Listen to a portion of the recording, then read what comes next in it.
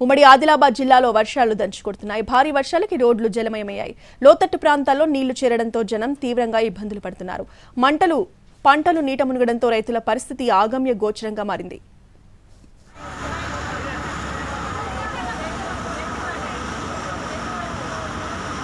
నిర్మల్ జిల్లా వానల్పహాడ్లో ఏకంగా 77 మిల్లీమీటర్ల వర్షపాతం నమోదైంది. మంచిర్యాల జిల్లా జైపూర్లో 55.3 మిల్లీమీటర్లు, ఆదిలాబాద్ జిల్లా గుడిహత్నూర్లో 51.5 మిల్లీమీటర్లు, కొమురంభీం జిల్లా వాంకిడిలో 34 మిల్లీమీటర్ల వర్షపాతం నమోదైనట్లు అధికారులు తెలిపారు.